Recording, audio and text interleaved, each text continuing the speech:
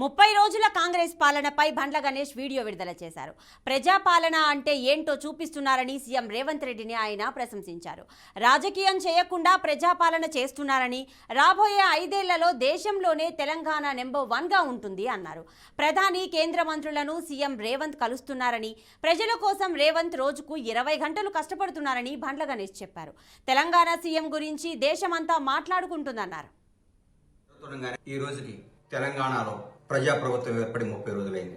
ఈ 30 రోజుల్లో ప్రజలకు ప్రజాపాలన అంటే ఏందో, రేవంత్ రెడ్డి గారి నేతృత్వంలో ఏర్పడ్డ ఈ కాంగ్రెస్ ప్రభుత్వం అనుకున్న కార్యక్రమాలన్నీ అద్భుతంగా చకచకా చేసుకుంటూ ముందుకు పోతున్న ఈ ప్రభుత్వంలో అనుకున్న రోజే మా నాయకుడు రాహుల్ గాంధీ గారు గాని, రేవంత్ రెడ్డి గారు గాని ఇచ్చిన మాట ప్రకారం అనుకున్నట్టే ఎల్బీ స్టేడియంలో ప్రమాణ స్వీకారోత్సవం జరుగుతుండగానే ఇక్కడ ప్రగతి భవన్, అదే ఇప్పటి ప్రజాపాలన భవన్ గడిని బద్దలు కొట్టడం జరిగింది. 2 రోజుల్లోనే 2 కార్యక్రమాలు చేయటం, ఎన్నో అద్భుతమైన పథకాలు చేసుకోవటం, భారతదేశంలో ఉన్న ప్రతి ఒక్క ప్రధానమంత్రితో పాటు ప్రతి మంత్రి దగ్గరికి పోయి మన రాష్ట్రం గురించి, మన రాష్ట్రానికి రావాల్సిన నిధుల గురించి మాట్లాడుకోవటం, ప్రతి ఒక్కళ్ళకి రాజకీయం చేయకుండా ప్రజాపాలన అంటే ఏంటో, ప్రజలకు చేరువై ప్రజలకు న్యాయం ఎలా చేయాలో ప్రజల కోసం 20 గంటలు తప్పిస్తున్న ముఖ్యమంత్రి రేవంత్ రెడ్డి గారు.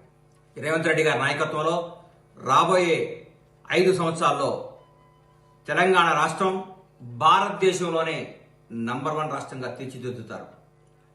అన్యాయాలు లేవు, అక్రమాలు లేవు, దొరతనం లేదు, దొరపాలన లేదు, దౌర్భాగ్యమైన జీవితం అనుభవించాల్సింది లేదు. ప్రతి ఒక్కళ్ళు నిజాయితీగా ఆనందంగా గడుపుతున్నారు ఈ 30 రోజుల నుంచి. దాదాపు ఈ 30 రోజుల్లో 8 కోట్ల పైచిలకు మహిళలు జియో టికెట్ తెగిందంటే పరిపాలన ఎంత బాగుందో మీరు ఒకసారి ఆలోచించుకోండి.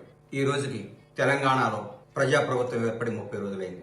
ఈ 30 రోజుల్లో ప్రజలకు ప్రజాపాలన అంటే ఏందో, రేవంత్ రెడ్డి గారి నేతృత్వంలో ఏర్పడ్డ ఈ కాంగ్రెస్ ప్రభుత్వం అనుకున్న కార్యక్రమాలన్నీ అద్భుతంగా చకచకా చేసుకుంటూ ముందుకు పోతున్న ఈ ప్రభుత్వంలో అనుకున్న